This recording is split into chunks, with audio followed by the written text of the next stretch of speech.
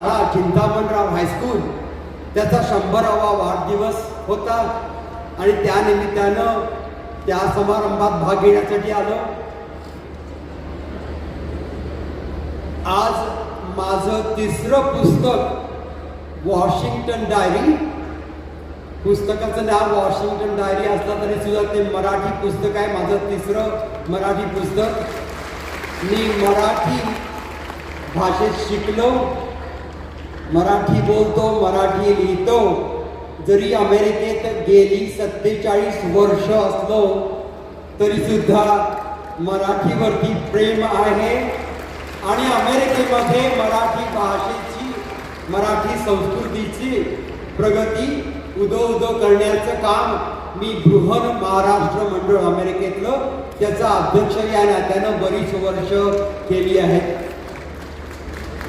आणि या साताऱ्यामध्ये आजच्या या साहित्य संमेलनामध्ये भाग घेताना आज मी कवी संमेलन पाहिलं, गझल ऐकल्या, विचारवंतांचे विचार ऐकले। आजचे जे ज्येष्ठ लेखक इथं त्यांचा सत्कार होतोय, जे ज्येष्ठ प्रकाशक त्यांचा जो सत्कार होतोय आणि प्राध्यापक मिलिंद जोशी यांचं मला खूप कौतुक करावं असं वाटतं।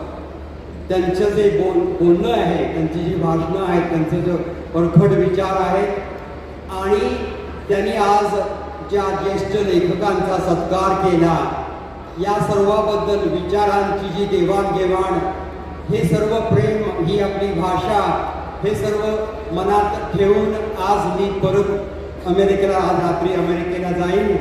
पण याचा, या आनंदाचा भाग घेता आला याबद्दल मला खूप आनंद आहे, खूप प्रेम वाटतं आपल्या महाराष्ट्राबद्दल। मी महाराष्ट्राचाच आहे, मी सीमा भागातला आहे, बेळगावमध्ये जन्मलं, गरिबीमध्ये जन्मलं, अमेरिकेत गेलो, तिथं PhD केली, बरेच उद्योग धंदे वाढवले, खूप काही मालमत्ता मिळाली। पण नंतर वाटलं की आपण इथल्या लोकांसाठी काहीतरी करावं। अमेरिकेमध्ये सुद्धा 15% लोक दारिद्र्याच्या, देशाच्या रेषेच्या खाली आहेत, त्यांच्यासाठी काहीतरी करावं म्हणून मी राजकारणामध्ये गेलो, तिथं आमदार झालो आणि गेली 2दा मी आता तिथं खासदार म्हणून निवडून आलो आहे। आणि जेव्हा अमेरिकेची जी लोकशाही आहे त्याच्यावरती हल्ले झाले, जेव्हा घटनाबाह्य गोष्टी केल्या गेल्या, तेव्हा 435 खासदार आहेत आमचे अमेरिकेत, पण त्याविरुद्ध आवाज उठवण्यासाठी कोणी तयार नव्हतं। आणि त्यावेळी हा मराठी गाण्याचा खासदार उभा राहिला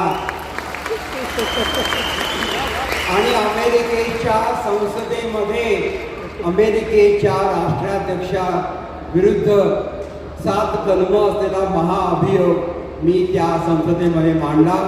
कारण आपण आपल्या लोकशाहीची मूल्य जपली पाहिजे, कुठं मग ती भारतात असू देत नाहीतर अमेरिकेत असू देत।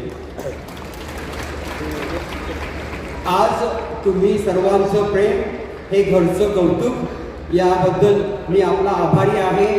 तुम्हा सर्वांना, महामंडळाला शुभेच्छा देतो आणि हे माझं मनोगत संपवतो। थँक्यू।